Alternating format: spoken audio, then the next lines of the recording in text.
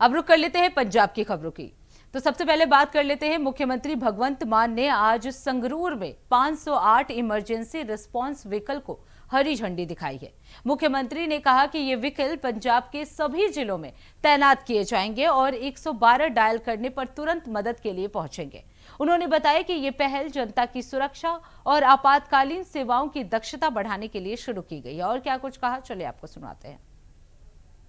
लाउन भी नहीं जाता, ये सब तो बड़ा मापदंड है किसी भी स्टेट का लॉ एंड ऑर्डर कानून व्यवस्था की हालत नूं चैक करन दा कि उत्थे फैक्ट्रियां किन्नियां लग रही, नवीं फैक्ट्रियां किन्नियां लग रही ने। हुणे हुणे 20 मार्च नूं टाटा स्टील ने लुधियाने दे विच देश का दूजा सब तो बड़ा स्टील प्लांट चालू किया है। ये इसे गल का सबूत है कि साडे लॉ एंड ऑर्डर ठीक है, क्योंकि वो कंपनियां वाले कोई किसी मुख्यमंत्री की या किसी इंटैलीजेंस की सलाह नाल नहीं फैक्ट्री लाउण आउंदे। वो पहला आले दुआले दे फैक्ट्री वालियां तो चैक करते हैं कि किवें माहौल, लेबर या काम करने वाले टेक्नीकल या बड़े अफसर जिहड़े स्किल्ड लेबर मिल जूगी, काम हो जूगा, रेलवे कितनी दूर है, सड़कां कितनियां वधिया ने, ये सारा कुछ देखते आओ। सो अज पंजाब जिहड़ा जे अंकड़े मुताबिक चलिए तो one of the safest place in India Punjab जिहड़ा। विरोधी धिरां वालों एवें होर कोई मुद्दा है नहीं, इस तरह के रौले पाए जाते, ऐ हो गया जी, वो हो गया जी, पर साडी पुलिस बहुत अपडेटेड है। अज 508 बिल्कुल ब्रांड न्यू गड्डियां, 112 नंबर जिहड़ा एमरजेंसी रिस्पॉन्स योजना जिहड़ी चली हुई 112 नंबर ते डायल करके तो आ गड्डियां जिहड़ियां सब तो पहला यानी कि 6 तो 7 मिनट का रिस्पॉन्स टाइम हो जाऊगा। अज तो 6 तो 7 मिनट के विच कोई बंदा किसी मुसीबत फसिया होया, कोई किसी घटना का दुर्घटना का शिकार हो गया, उत्थे पुलिस पहुंच जो तुहाडी सहायता। अब रुक कर लेते हैं अगली खबर की। श्री गुरु रामदास जी अंतर्राष्ट्रीय हवाई अड्डे के निदेशक भूपेंद्र सिंह ने घोषणा की कि 1 अप्रैल से 20 सितंबर तक हवाई अड्डे के रनवे को 8 घंटे के लिए बंद किया जाएगा, जिसे नोटम कहते हैं। ये रनवे की मरम्मत और हवाई अड्डे से संबंधित अन्य उन्नयन कार्यों को पूरा करने के लिए किया गया है। और क्या कुछ कहा, चलिए आपको सुनाते हैं। ये अवगत कराना चाह रहा हूं कि अभी हमने 1 अप्रैल 2026 से 20 सितंबर 2026 तक 8 आवर्स के लिए रनवे का क्लोजर जो है वो लिया है, जिसको हम नोटम बोलते हैं। नोटम नोटिफाइड ऑलरेडी हमारा हो चुका है और ये हमने कुछ हमारे सर्टेन कार्य हैं जो रनवे रिकारपेटिंग के काम हैं और हमारे एयरफील्ड से रिलेटेड काम है, उन कार्यों को ये कंप्लीट करने के लिए, संपन्न करने के लिए हमने ये नोटम लिया है। ये 8 आवर्स का नोटम रहेगा जो हमारा आफ्टरनून 1:45 यानी 13:45 से लेके और 21:45 तक यानी रात के 9:45 PM तक 8 घंटे के लिए रनवे को हम अभी अपना काम करने के लिए क्लोज कर रहे हैं। और रिमेनिंग टाइम में हम 9:45 के बाद हम रनवे को पूरी विजुअल एड्स के साथ, पूरी लाइट्स के साथ एज इट इज ऑपरेशन के लिए उसको हम अगेन खोल देंगे और एवरी डे ये प्रोसेस शुरू रहेगा। तो इसमें हम काफ़ी कार्य हम कर रहे हैं। रनवे रिकारपेटिंग का हमारा काम होना था जो कई सालों से लंबित चल रहा है। लास्ट ईयर 2025 अप्रैल में भी हम ये काम टेकअप करने वाले थे, इसकी हमने अप्रूवल भी ऊपर से डीजीसीए से भी ले ली थी, बट किसी एडमिनिस्ट्रेटिव किन्हीं कारणों से वो काम हम टेकअप उस टाइम नहीं कर पाए। तो जो लास्ट जो हमारी कारपेटिंग हुई थी उसको काफ़ी 2018 के पहले हुई थी, 18 के आसपास।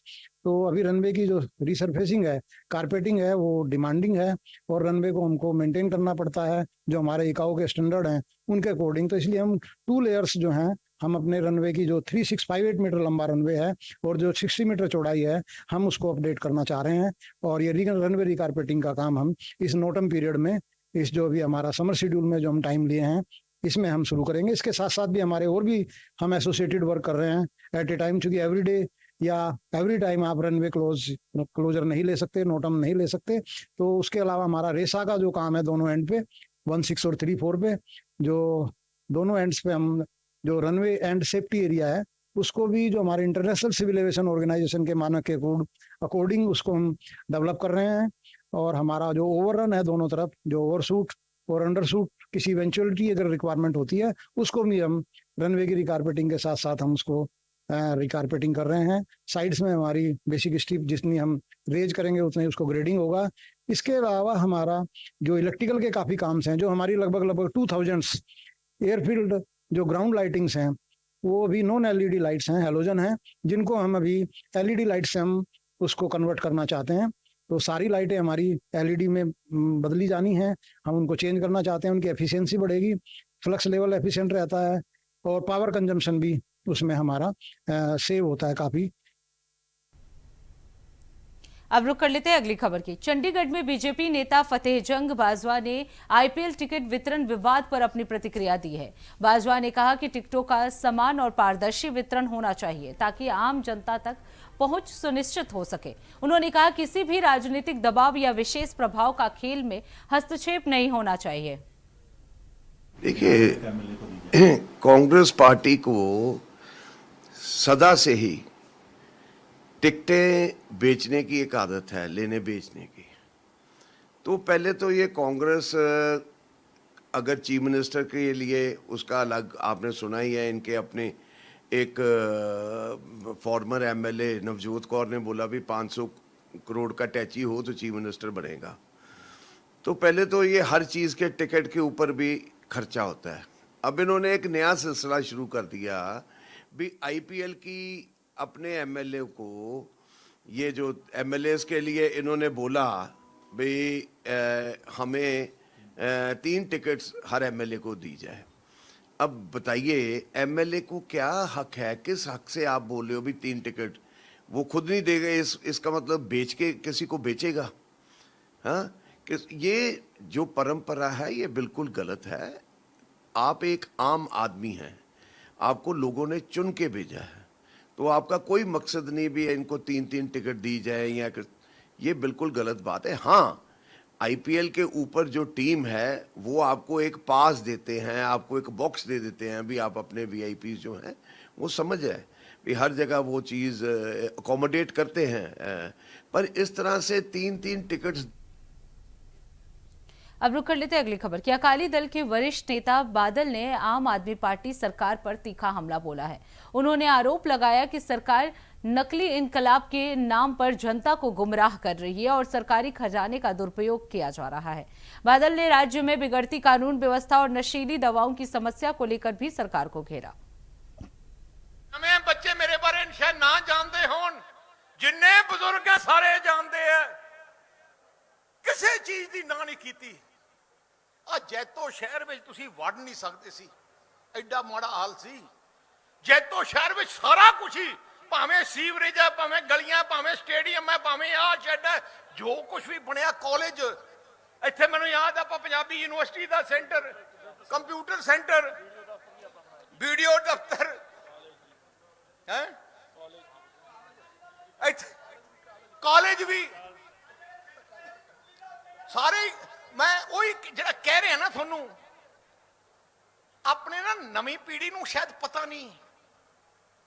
मैं तो किते किते सोचता हुन्ना जे वड्डे बादल साहब सियासत च ना हुंदे ते दरबारा सिंह कैप्टन वर्गे 5-4 होर मुख्यमंत्री आ जांदे ते आपां तां बैठे होना सी टिब्बियां ते। अज सड़कां देखो, अज जैतो तो तुसी बठिंडे जाना, अमृतसर जाना, किते भी जाना है, ऐ जियां सड़कां याद करो। मैं बठिंडे सी, उदों मैं ऐलान किया जी पूरे पंजाब नूं असीं जोड़ांगे 4 ते 6 लेन सड़कां दा। ऐ जियां सड़कां बनाऊंगा जिहड़ा सीमेंट दियां बन गईयां, भावें बंब सिट दिओ, सड़कां बंब वालियां नहीं। अब रुक कर लेते अगली खबर की। कांग्रेस नेता की बेटे की आत्महत्या मामले में भटिंडा पुलिस ने बड़ी कार्रवाई की है। एसपी सिटी नरेंद्र सिंह ने बताया कि इस मामले में 3 बिल्डरों के खिलाफ एलओसी जारी कर दी गई है। पुलिस ने कहा कि यह कदम जांच को तेज करने और जिम्मेदारों को सजा दिलाने के लिए उठाया गया है। ये जो देवेंद्र पाल सिंह जो गणपति निकलेव में रहने वाले थे, उन्होंने कल रात को जो बीती रात है सुसाइड कर लिया था। इसके संबंध में हमने मुकदमा नंबर 88 थाना कनाल कॉलोनी में under section 108 and 3 subsection 5 BNS दर्ज रजिस्टर किया है। मुकदमा दर्ज रजिस्टर करने के बाद हमने जो इसमें जो 3 दोषी हैं, बिंदर पाल और उसके 2 लड़के, इनके LOC जो लुकआउट सर्कुलर जो होता है वो जारी कर दिया है, ताकि जो दोषी हैं वो देश ना भाग सके। इसके अतिरिक्त हमने अलग अलग टीमें हमारी तरफ से गठित की गई हैं और हमारी प्रायोरिटी है कि इन दोषियों को जल्दी से जल्दी गिरफ्तार कर लिया जाए, ताकि ड्यूरिंग इन्वेस्टिगेशन जो एलिगेशन उनकी वीडियो में या उनके सुसाइड नोट में आए हैं उनकी संबंध में इन्वेस्टिगेशन करके फर्दर जो है इस मुकदमा में अगली कार्रवाई की जाए। तो इसी के साथ इस बुलेटिन में बस इतना ही। देश दुनिया की तमाम बड़ी खबरों के लिए देखते रहिए इंडिया वॉइस। तब तक के लिए नमस्कार।